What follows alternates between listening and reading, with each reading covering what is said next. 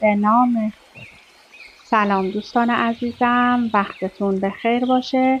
پادکست صدای سکوت امروز رو با کتابی زیبا و جذاب شروع میکنیم. جایی که خرچنگ ها آواز میخوانند. نویسنده دیلیا اوینز و آرتیمس مسعودی هم این کتاب رو چاپ کرده. از پرفروشترین کتاب های نیویورک تایمز هستش. کتاب بسیار جالب و جذاب در حوزه رمان های جنایی و پلیسی هستش.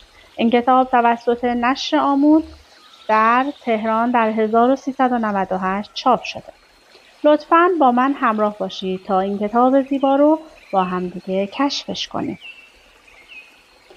خوانندگان عزیز، بسیار خوشبختم که آموز ناشر رسمی کتابم به زبان فارسی آن را منتشر کرده و خوشحالم که شما آن را می‌خوانید.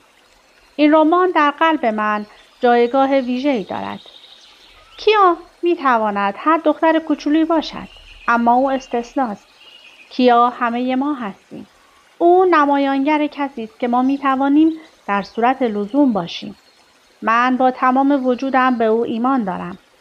بیش از 25 سال در افریقا روی حیات وحش مطالعه کردم و اغلب فکر می‌کردم چطور تقریباً تمام گروه‌های اجتماعی، شیرها، فیل‌ها و بیشتر پستانداران فقط شامل جنس ماده و فرزندانشان هستند.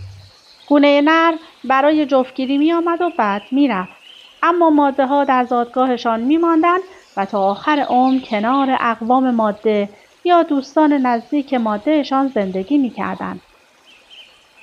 این مشاهدات در ذهنم جرقه ایجاد کرد که رفتار قدرتمندی را که ما از قرن‌ها پیش از طبیعت وام گرفته‌ایم کشف کنم.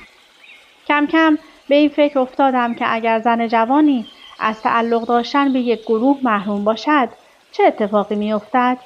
برای دختری مانند کیا که ناچار است میان طبیعت وحشی و دنیای متمدن معلق باشد، چه روی خواهد داد؟ کیا به ما می‌آموزد که بیش از آنچه فکرش را می‌کنیم قدرت داریم. که بله، ممکن است در حسرت تعلق داشتن به یک جامعه باشیم، اما وقتی تنها باشیم می‌توانیم برای بقا و حتی پیشرفت قدرتی باور نکردنی بیابیم. وقتی نهایت تلاشمان را انجام دهیم، احتمال تعلق یافتن به یک گروه بیشتر است. با احترام، دیلیا اوینز. بخش اول. مرداب. مرداب مانند باتلاق نیست. مرداب مکان روشنی است که در آبش که تا آسمان جاری است گیاه می‌روید. جایی است که آبراه‌های آرام آن خورشید درخشان را با خودشان به دریا میبرند و پرندگان پادرازش با وقاری غیرمنتظره، طوری که گویی برای پرواز ساخته نشده‌اند، با وجود هیاهوی هزاران قاز برفی سرخوشند. همچنین در مرداب گلولای واقعی فرورونده به زمین‌های کم عمق پوشیده از خزه که در دل جنگل‌های مرطوب پنهان شده‌اند منتهی می‌شود. آب باتلاق تیره و راکد است، چرا که نور را در گلوی گلالودش فرو داده است. در این کنج خلوت حتی جانوران شبگرد نیز روزخیز هستند. البته اینجا هم صدا هست، اما باتلاق در مقایسه با مرداب ساکت‌تر است، چرا که فساد عملی سلولی است. زندگی فاسد می شود و بوی تعفن می گیرد و به چیزی نامطبوع و بی مصرف تبدیل می شود. به این ترتیب قوطه‌وری اندوهبار مرگ زندگی می آفریند. بامداد 30 اکتبر 1969 جسد چیپس اندروز در باتلاق افتاد. در شرایط عادی باتلاق آن را در سکوت جذب و برای همیشه پنهان می‌کرد. یک باتلاق همه چیز را در مورد مرگ می‌داند و آن را لزوماً حادثه‌ای غمبار و قطعاً یک گناه به شمار نمی‌آورد. اما امروز صبح 2 پسر بچه با دوچرخه‌هایشان از روستا به سمت برج آتشبانی قدیمی آمدند و از 3مین پیچ پله‌های برج کاوشن جین او را تشخیص دادند. مادر 1952 صبح ماه اوت چنان گرم و سوزان بود که رطوبت مرداب بلوط‌ها و کاج‌ها را از مه پوشانده بود.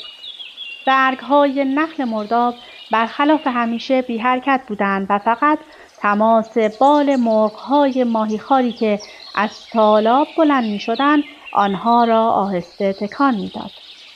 در همین موقع کیا که فقط 6 سال داشت صدای کوبیده شدن در توری را شنید. او که روی چارپایه ایستاده بود از شستن بقایای بلغور از ته قابلمه دست کشید و آن را داخل لگن کف استفاده شده گذاشت. حالا هیچ صدایی به جز صدای نفسهای خودش نمی‌شنید. چه کسی از کلبه بیرون رفته بود؟ مادر که نبود. او هیچ وقت در را نمی‌کوبید.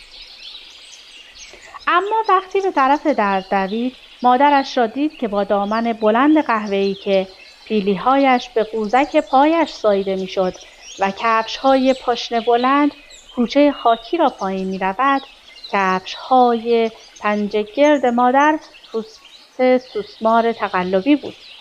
این تنها کفش رسمی بود که او برای بیرون رفتن داشت. کیا می‌خواست فریاد بکشد اما نمی‌خواست پدر را بیدار کند. برای همین در را باز کرد و روی پلکان که از جنس آجر و تخته بود ایستاد. از آنجا چمدان مسافرتی آبی را که دست مادر بود دید. کیا معمولاً مانند اعتمادی که طول سگی به مادرش دارد می‌دانست او با گوشتی که در کاغذ روغنی قهوه‌ای پیچیده شده یا با جوجه‌ای که سرش آویزان است و تاب می‌خورد برمیگردد. اما او هیچ وقت کفش پاشنه بلند پوست سوسماری نمی‌پوشید. هیچ وقت چمدان نمی‌برد. مادر همیشه جایی که پیاده رو به جاده منتهی می‌شد و می‌خواست به طرف جاده بپیچد پشت سرش را نگاه می‌کرد. دستش را بالا می‌برد و کف سفید دستش را برای او تکان می‌داد. اما امروز به راهش ادامه داد. حالا تمام اندامش به طور مداوم دیده نمی‌شد. جاده راهش را داخل جنگل‌های پوشیده از خزه، تالاب‌های پوشیده از گیاه لویی و شاید اگر جزر و مد اجازه می‌داد تا شهر باز می‌کرد. برای همین گاهی اندام کشیده او از فضاهای خالی از درخت جنگل ظاهر می‌شد تا اینکه دیگر فقط قسمت‌هایی از شال سفیدش لابلای برگ‌ها به چشم می‌آمد. کیا به سرعت به نقطه‌ای دوید که می‌دانست می‌توان از آنجا جاده را دید. حتما مادر از آنجا برایش دست تکان می‌داد. اما وقتی رسید که فقط توانست لحظه‌ای که چمدان آبی که رنگش اصلاً به جنگل نمی‌آمد ناپدید می‌شود آن را ببیند. وقتی به طرف پلکان برمیگشت که منتظر بماند چیزی سنگین مانند خاک سیاه پنبه‌زار روی سینه‌اش احساس می‌کرد. کیا از 4 خواهر و برادرش کوچکتر بود. بقیه از او خیلی بزرگتر بودند، گرچه او بعدها دیگر نمی‌توانست سنشان را بیاد بیاورد. آنها با مادر و پدرشان زندگی می‌کردند و مانند خرگوش‌های داخل قفس در کلبه‌ای ابتدایی که ایوان شیشه‌ایش از زیر بلوط‌ها بهت زده به بیرون چشم دوخته بود به زور کنار هم جا گرفته بودند. جودی برادری که از همه به کیا نزدیکتر اما 7 سال از او بزرگتر بود از خانه بیرون آمد و پشت سرش ایستاد. او هم مانند کیا چشم‌های تیره و موهای مشکی داشت و به او آواز پرندگان، نام ستارگان و حرکت دادن قایق روی جگن‌های اره‌ای را یاد داده بود. گفت مادر برمیگرده. نمیدونم کفش سوسماریشو پوشیده. مادرها بچه‌هاشونو ول نمی‌کنن. اصلا نمیتونن. تو به هم گفتی اون روباهه بچه‌هاشو ول کرد. آره ولی اون ماده روباهه پاش تمام جر خورده بود. اگه میخواست بچه‌هاشو خودش غذا بده از گشنگی میمرد. بهتر بود از پیششون بره، خودشو خوب کنه، بعد وقتی تونست خوب بچه بزرگ بکنه بازم بچه بزاد. مادر که از گشنگی نمرده، برمیگرده. جودی برخلاف آنچه به نظر میرسید خودش هم تقریبا مطمئن نبود، اما این را به خاطر کیا گفت. کیا آهسته با بغض گفت: ولی مادر چمدون آبیه رو برد. انگار داره میره یه جاهای بزرگ. کلبه روبروی نخل مرداب‌هایی بود که روی ماستزار تا سینه ریزی از تالاب‌های سبز پراکنده شده بودند و همه مرداب در دوردست مقابلشان قرار داشت. سطح زمین تا کیلومترها پوشیده از علف‌های سرسختی بود که در آب شور رشد کرده بودند و تنها فاصله بینشان درخت‌هایی بودند که در جهت وزش باد خم شده و همانطور شکل گرفته بودند. درختان بلوط سمت دیگر کلبه قرار داشتند و سقف نزدیکترین تالابی شده بودند که سطحش چنان غنی از حیات بود که کف کرده بود. هوای نمکدار و آواز مرغان دریایی از سمت دریا به درختان می رسید. ادعای مالکیت زمین از دهه 1500 تغییری نکرده بود. زمین‌های زراعی پراکنده مرداب به طور قانونی تعیین تکلیف نشده بود و فقط افراد یاغی بخش‌هایی از آن را، مثلا از مرز یک آبراه تا یک بلوط خشکیده، علامت گذاری کرده بودند. کسی در سایه نخل‌های مرداب پناهگاهی برپا نمی‌کرد مگر آنکه تحت تعقیب یا در پایان خط باشد. مرداب با ساحلی تکه‌پاره احاطه شده بود که کاشفان اولیه آن را گورستان اقیانوس اطلس نامیده بودند، چرا که جزر پرتلاطم و بادهای سهمگین نزدیک جایی که قرار بود ساحل کارولینای شمالی باشد، کشتی‌ها را مانند کلاه‌های کاغذی غرق می‌کردند. در خاطرات یک ملوان آمده است: اطرافمان ساحل بود، اما هیچ راه ورودی نداشت. طوفان شدیدی ما را احاطه کرد. ناچار شدیم به طرف دریا حرکت کنیم تا هم خودمان و هم کشتی را نجات بدهیم و موجی قوی و سریع ما را با خود برد. زمین مردابی و باطلاق بود. به سمت کشتیمان برگشتیم. هر نوع احتمالی مبنی بر آنکه بعد از این برای ماندن به آن قسمت‌ها بیاییم از بین رفت. به این ترتیب کسانی که در جستجوی زمین واقعی بودند توقف نکردند و به راهشان ادامه دادند و این مرداب بدنام به شبکه‌ای تبدیل شد که دیگ 7 جوشی از دریانوردان شورشی، کشتی شکستگان، بدهکاران و فراریانی به شمار می‌رفت که از جنگ، مالیات یا قوانینی که به آن پایبند نبودند می‌گریختند. کسانی که از مالاریا از پای در نیامده بودند یا باطلاق آنها را در خود فرو نبرده بود، قبیله جنگل‌نشین متشکل از چندین نژاد و فرهنگ مختلف تشکیل دادند که هر کدام از اعضای آن می‌توانست با یک تبر تمام درختان جنگل کوچکی را قطع کند و گوزنی را تا کیلومترها روی پشت خود حمل کند. هر کدام از آنها مانند موش رودخانه قلمرو خودش را داشت. با وجود این باید با دیگران هماهنگ می بود وگرنه روزی به سادگی در باطلاق ناپدید می شد. 200 سال بعد بردگان فراری که به مرداب گریخته بودند و تنها به شمار می آمدند و بردگان آزاد شده بی پول و مفلوکی که به خاطر انتخاب‌های محدودی که داشتند در سرزمین آبها پراکنده شده بودند به آنها ملحق شدند. شاید این سرزمین فقیر بود اما حتی 1 سانتیمتر از آن کم محصول نبود. لایه‌های زندگی یعنی خرچنگ‌های ماسه‌ای، خرچنگ‌های آب شیرین که در گلولای تلو تلو می‌خوردند، پرندگان آبی، ماهی‌ها، میگوها، صدف‌های خوراکی، گوزن‌های فربه و قازهای درشت همه جا روی زمین یا در آب به وفور وجود داشتند.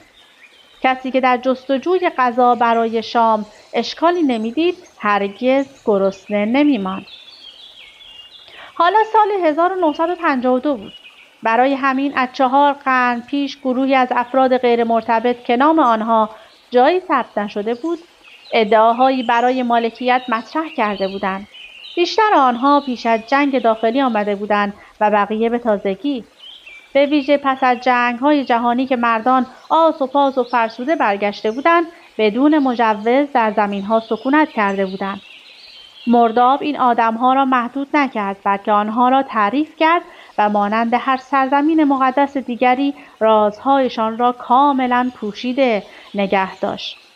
کسی به اینکه آنها زمین را مالک شوند اهمیتی نمیداد، زیرا هیچ کس دیگری آن را نمیخواست. بالاخره آنجا لجنزاری غیر مسکونی بود. ساکنان مرداب قواعد نچندان منطقی خودشان را ایجاد کردند. نه مانند قوانینی که روی لوح‌های سنگی حک یا در اسناد نوشته میشد، بلکه عمیق‌تر از آن، آنها قواعدشان را روی ژن‌هایشان ثبت کردند، کهن و طبیعی، مانند قواعدی که میان شاهین‌ها و کبوترها وجود داشت. انسان وقتی منزوی، درمانده یا تک و تنها می شود، به آن غرایزی پناه می برد که هدفش به طور مستقیم ادامه بقاست. سریع و دقیق. این غرایز همیشه برگ برنده خواهند بود، چرا که بیشتر از ژن‌های معتدل‌تر از نسلی به نسل دیگر منتقل می شوند. این یک اصل اخلاقی نیست، بلکه یک محاسبه ریاضی ساده است. کبوترها هم بین خودشان به اندازه شاهین‌ها جنگ می‌کنند. مادر آن روز برنگشت، کسی در این مورد حرفی نزد، به خصوص پدر. او که از ترکیب بوی ماهی با مشروبی که روی لباسش چکه کرده بود بوی تعفن میداد، در قابلمه را با سر و صدا برداشت. شام چیه؟ نگاه‌ها فرو افتاد و برادرها و خواهرها شانه‌هایشان را بالا انداختند. پدر ناسزا گفت. بیحال بیرون رفت و به جنگل برگشت. قبلا در خانه دعوا شده بود. حتی مادر یکی دو بار رفته بود، اما همیشه برمیگشت و هر کسی را که نیاز به در آغوش گرفته شدن داشت در آغوش میگرفت. دو خواهر بزرگتر با لوبیا قرمز و نان ذرت شام آماده کردند، اما هیچ کس مثل وقتی که مادر بود پشت میز ننشست. هر کدامشان از قابلمه لوبیا ریختند، نان ذرت را رویش گذاشتند و از بقیه دور شدند تا روی تشکشان که روی زمین پهن بود یا روی کاناپه رنگ رو رفته غذایشان را بخورند. کیا نتوانست غذا بخورد. روی پله ها نشست و به راه چشم دوخت. قدش نسبت به سنش بلندتر بود، لاغر استخوانی بود، پوستش کاملا برنزه و رنگ موهای صاف و پرپشتش پرکلاغی بود. تاریکی دیدش را از بین برد. صدای قرقر قورباغه ها هم نمیگذاشت صدای پایی شنیده شود. با وجود این در ایوان خوابید و گوش داد. همین امروز صبح بود که با صدای جلز و ولز دنبه در ماهیتابه فلزی و عطر نانهایی که در فر هیزمی برشته می شدن بیدار شده بود. سری بلند شده بود و با عجله به آشپزخانه رفته بود تا قاشق و چنگالها را در بیاورد و شپشک‌های بلغور را جدا کند. بیشتر صبحها مادر که لبخند بزرگی به لب داشت او را در آغوش می گرفت و می گفت صبح بخیر دختر خاص من. بعد هر دو با حرکتی شبیه به رقص کارهای روزانه را یکی یکی انجام می دادند. گاهی اوقات مادر آوازهای محلی یا شعرهای کودکانه مثل این بچه خوک کوچولو رفت بازار می‌خواند، یا اینکه دست کیا را می‌گرفت با هم حرکات موزون انجام می‌دادند و پاهایشان را روی کفپوش تخت سلایی می‌کوبیدند تا اینکه موسیقی رادیویی که با باتری کار می‌کرد تمام می‌شد. صبح‌های دیگری هم بود که مادر در حالی که باز هم داخل اجاق چوب می‌گذاشت در مورد مسائل بزرگترها که کیا اصلاً از آنها سر در نمی‌آورد صحبت می‌کرد. کیا طوری سر تکان می‌داد که گویی می‌داند. بعد سر و صدای بیدار شدن و صبحانه خوردن بقیه افراد خانواده بلند می‌شد. پدر آنجا نبود. او همیشه در یکی از این دو وضعیت قرار داشت: سکوت یا فریاد. برای همین وقتی از سر و صدا بیدار نمی‌شد یا اصلا خانه نمی‌آمد مشکلی وجود نداشت. اما امروز صبح مادر ساکت بود. لبخند روی لبش نبود و چشمهایش سرخ شده بود. تا پایین پیشانیش را مانند دزدان دریایی با یک شال سفید بسته بود، اما گوشه‌های بنفش و زرد کبودی از آن بیرون زده بود. درست بعد از صبحانه حتی پیش از شستن ظرف‌ها بعضی از وسایل شخصیش را داخل چمدان مسافرتی گذاشت و از جاده پایین رفت. صبح روز بعد کیا دوباره سر پستش روی پلکان ایستاد. چشم‌های زیر رنگش مانند تونلی که در انتظار قطار است به راه دوخته شده بود. در مرداب روبرو مه چنان پایین آمده بود که انتهایش روی گل و لای دیده میشد. کیا پا برهنه انگشت‌های پایش را به زمین میزد و ساقه علف‌ها را بی هدف تاب میداد. اما یک کودک 6 ساله نمیتواند مدتی طولانی یکجا بنشیند. برای همین خیلی زود سلانه به ساحل پرجزر و مدی رفت که موجهایش با صدایی مکش مانند روی انگشت‌های پایش در رفت و برگشت بودند. او لب آب شفاف چنباتمه زده بود و ماهی‌های کوچکی را که بین نقطه‌های نور خورشید و سایه‌ها به سرعت خیز برمی‌داشتند تماشا می‌کرد. جودی از میان نخل‌های مرداب با فریاد به طرفش آمد. کیا به او چشم دوخت. شاید خبری آورده باشد. اما وقتی داشت میان برگ‌های نوک‌تیز نخل‌های مرداب جلو می‌آمد، از بی‌اعتنا راه رفتنش فهمید مادر خانه نیست. او پرسید: میخوای کاوشگر بازی کنی؟ آره، گفتی دیگه بزرگ شدی، نمیتونی کاوشگر بازی کنی. نه، همینطوری گفتم. هیچ وقت بزرگ نمیشم. بدو فرار کن. آنها در زمینهای پست و از میان جنگل به طرف ساحل دویدند. کیا وقتی جودی او را گرفت جیغ زد و خندید تا اینکه به درخت بلوطی رسیدند که بازوهای عظیمش تا روی ماسه ها گسترده شده بود. جودی و برادر بزرگترشان مورف با میخ و چکش چند که چوب به شاخه های آن کوبیده بودند و از آن به عنوان برج دیدبانی و خانه درختی استفاده می کردند. حالا بیشتر چوبهایش داشت پایین می افتاد و از میخهای زنگ زده آویزان بود. معمولاً اگر کیا اصلا اجازه داشت با آنها کشتی بازی کند، نقش یک برده را داشت که برای برادرهایش بیسکویت‌های گرمی را که از تابه مادر کش رفته می آورد. اما امروز جودی گفت تو میتونی کاپیتان باشی. کیا برای دستور حمله بازوی راستش را بالا برد. فرار کنید اسپانیایی ها. آنها از شاخه‌ها شمشیر ساختند و در حالی که میان بوته‌ها می‌دویدند فریاد می‌زدند و به دشمن شمشیر فرو می‌کردند. پس از آنکه تظاهر به اینکه همه چیز خوب است تمام شد، کیا به طرف تنه قطع شده درختی که از خزه پوشیده شده بود رفت و نشست. جودی خواست چیزی بگوید که فکر او را از مادر دور کند، اما هیچ حرفی به فکرش نرسید. برای همین با هم به تماشای سایه آبشرنگ‌های روی آب نشستند. کیا بعداً روی پلکان ایوان برگشت و مدتی طولانی منتظر ماند، اما وقتی به انتهای مسیر نگاه می‌کرد هرگز گریه نکرد. چهرهش آرام بود و لب‌هایش همان خط باریک عادی همیشگی که زیر چشم‌های جستجوگرش قرار داشت، اما مادر آن روز هم نیامد. جودی 1952 یکی دو هفته پس از رفتن مادر، برادر بزرگ کیا و دو خواهرش هم مثل اینکه از کار هم تقلید کرده باشند خانه را ترک کردند. آنها چهره سرخ و خشمگین پدر را که با فریاد همراه میشد و به مشت زدن یا ضربه های محکم با پشت دست منتهی میشد تحمل کردند تا اینکه یکی یکی ناپدید شدند. به هر حال آنها تقریبا بزرگ شده بودند. بعدها کیا همانطور که نمیتوانست نام واقعیشان را بیاد بیاورد و فقط میدانست مورفی، میسی و مندی نامیده میشدند، سنشان را هم فراموش کرد. کیا روی تشکش در ایوان تعدادی جوراب دید که خواهرانش آنجا گذاشته بودند. صبح روزی که از میان خواهرها و برادرها جودی تنها کسی بود که باقی مانده بود، کیا با صدای صبحانه درست کردن از خواب بیدار شد. فکر کرد مادر خانه است و دارد پیراشکی یا نان روستایی سرخ می کند. به طرف آشپزخانه دوید، اما جودی بود که مقابل اجاق هیزمی ایستاده بود و بلغورها را هم می زد.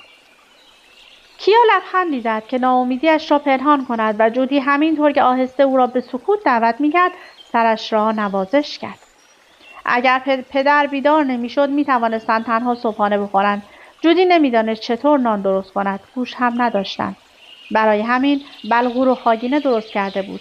با هم نشستند و در سکوت نگاه‌ها و لبخندهایشان را با هم رد و بدل کردند.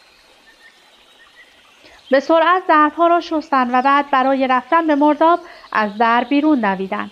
جودی جلو میرفت، اما همان موقع پدر فریاد زد و لنگ لنگان به طرفشان آمد. آنقدر لاغر بود که به نظر می رسید اندامش به علت نیروی جاذبه ضعیف تلو تلو می خورد. دندانهای آسیایش مانند دندانهای یک سگ پیر زرد بود. کیا سرش را بلند کرد و به جودی نگاه کرد. میتونیم بدویم؟ یه جا که خزه داره قایم شیم. او گفت چیزی نیست، چیزی نمیشه. ساعتی بعد نزدیک غروب آفتاب جودی کیا را دید که در ساحل به دریا خیره شده است. کنارش رفت. کیا نگاهش نکرد و به تماشای موجهای متلاطم ادامه داد. با وجود این از لحن جودی متوجه شد پدر حسابی به صورتش سیلی و مشت زده است. من مجبورم برم کیا، دیگه نمیتونم اینجا زندگی کنم. کیا میخواست نگاهش کند اما این کار را نکرد. میخواست التماسش کند او را با پدر تنها نگذارد، اما کلمات در گلویش گیر کرده بودند. جودی گفت وقتی بزرگ شدی خودت میفهمی. کیا ناگهان خواست فریاد بزند که شاید کوچک باشد اما احمق نیست و میداند علت رفتن همهشان پدر است. چیزی که علتش را نمیدانست این بود که چرا او را با خودشان نمیبرند. او هم به رفتن فکر کرده بود اما جایی نداشت برود و پول اتوبوس هم نداشت. کیا، تو مواظب باش. بشنو، اگه کسی اومد نرو تو خونه. میتونن اونجا بگیرنت. بدو تا ته مرداب لای بوته ها قایم شو. همیشه رد پاتو بپوشون. یادت دادم که چطوری. میتونی از دست بابام قایم بشی. و در حالی که کیا هنوز هم حرفی نزده بود او خداحافظی کرد و از ساحل به سمت جنگل حرکت کرد. درست پیش از آن که میان درختان قدم بگذارد کیا بالاخره برگشت و رفتن او را تماشا کرد. به موجها گفت این خوک کوچولو موند خونه.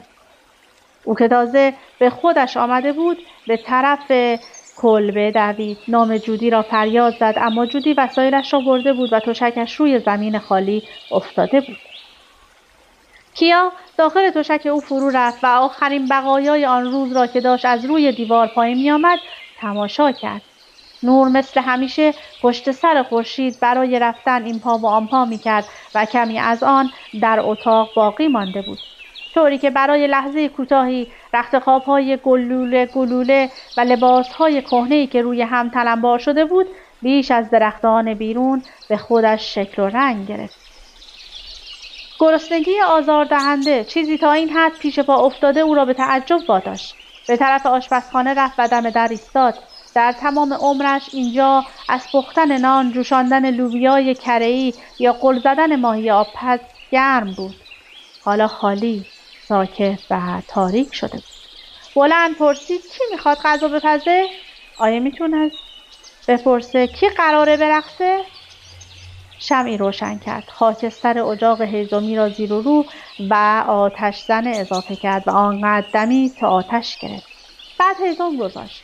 از یخچال به عنوان کابینت استفاده می‌کردند چون اطراف کلبه برق نبود و برای اینکه جلوی کپک زدن داخل کلبه را بگیرند در را با یک مگس کش باز نگه می‌داشتند، اما باز هم در تمام شکاف‌ها کپک‌های سیاه مایل به سبز رشد می‌کرد. همانطور که باقی مانده غذا را برمی‌داشت گفت این بلغورا رو توی روغن گرم می‌کنم. این کار را کرد و همانطور که از پشت پنجره منتظر آمدن پدر بود آن را در همان قابلمه خورد، اما او نیامد.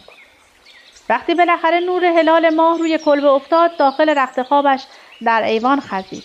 تشکی گلوله که روی زمین پهن می‌شد با ملافه‌های واقعی طرح روزهای ریز آبی رنگ که مادر آن را از یک حراجی لوازم خانگی دست دوم خریده بود. در زندگیش اولین بار بود که شب تنها می‌ماند. اولش هر 1-2 دقیقه می‌نشست و از پشت شیشه ایوان بیرون را نگاه می‌کرد. گوش می‌داد ببیند صدای پایی از جنگل می‌شنود یا نه. شکل تمام درخت‌ها را می‌شناخت. با وجود این به نظر می‌رسید بعضی از آنها تک و توت به سرعت زیر نور ماه حرکت می‌کنند.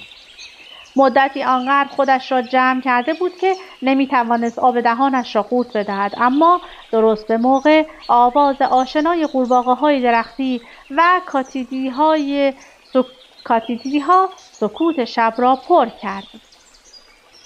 آرام بخشتر از آن شعر کودکانه سموش کور با کارد گوشبری بود.